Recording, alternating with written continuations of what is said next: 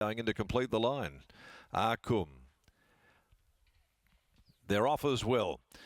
El Giro Del Mondo jumped okay, but jumped sideways and then had to duck back in across heels as they settle down. Dandy's Gem from the inside away nicely with Wild Things. Hansel, Flash Paddy, rider of Luca Magic looking down to the near side. What's pressing up on his inside here as they swing on by the judge, where Hansel in the centre's going up, having a sniff for the lead, trying to cross Dandy's Gem. Flash Paddy looking to work outside of Hansel.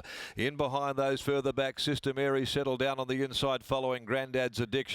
Over on the outside of those, next of all is Hot Like Chili as they head to the 1500 metre mark. Shawlers near the rail, a length away Ocean Ranger, two further back Stolen, El Giro Del Mondo, followed by Arkum. On the rail, Lil Capri, Savien further back, and to clear last the Grey Galloper, Point of Luck.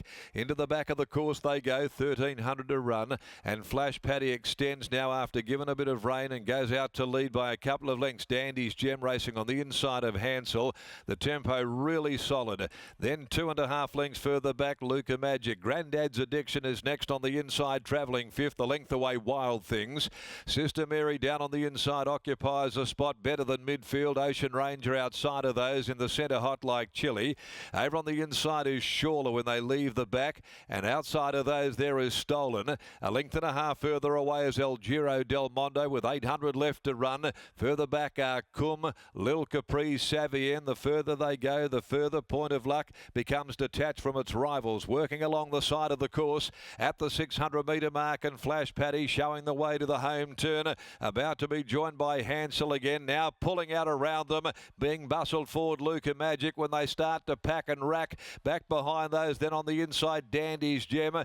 Grandad's Addiction in the centre looking for a bit more room. Wild Things to the outside. Stolen comes into it. So does Rosie Can Run. They reach the 275. Luca Magic under the whip. Hit the front. A length Wild Things. Rosie Can Run right down the middle of the track though. Has descended upon them all. And it had grabbed the lead at the 100. Rosie Can Run a half to three quarters on Wild Things, who's going to make it interesting. Sister Mary's getting through as well late. Wild Things in the centre got a dive at Rosie Can Run, who might have folded up in the last 50, and Wild Things got to it. Wild Things in the centre from Rosie Can Run. Sister Mary flashing through late to join them.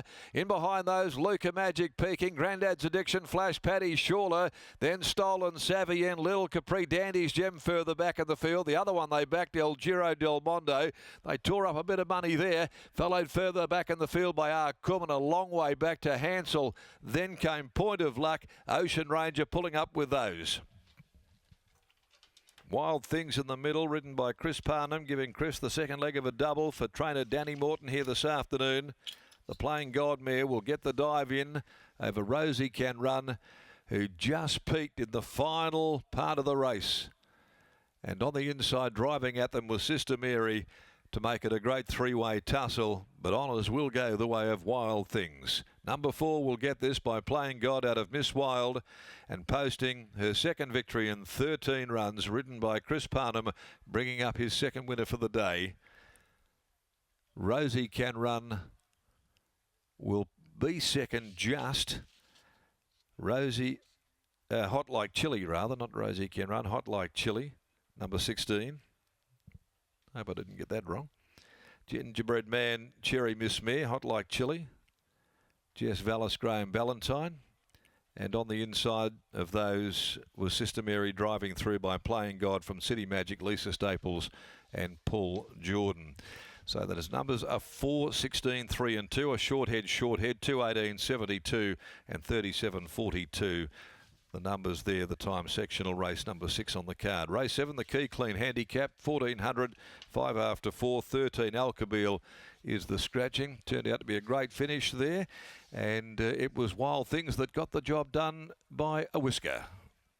That it was, Darren. Thank you very much. A really nice performance and a tough, gritty performance there from Wild Things as winning trainer Dan Morton joins me now. Dan, for your favourite in Wild Things, there were a few nervous moments up the home straight, and it looked like that she was well and truly headed, but she really showed some grit and determination when it mattered most. Yeah, for sure. I think I was nervous when they put her up so short, to be honest, but turns out they were right. Yeah, she was good. Out in trip today once again. Has it always been a long-term plan to get her out over this type of journey? It has. She's just taken a fair while to mature. She's not a big mare by any stretch, and just taken that long to be able to get the grind into her to cope with it really. But she's done a great job. She'll probably go to the paddock now. We know how lucrative the West Speed bonus scheme can be for these stayers in their 4-year-old years. Do you feel like she can go through the grades over this type of trip next time in when she does return from a break? Yeah, that's sort of been the aim. So she can just, like you say, have a little reset now and just aim at those same type of races. Yeah. Immortal Bliss come the weekend. He didn't exactly have the best of rub of the green last start in that feature sprint. How's he done since then?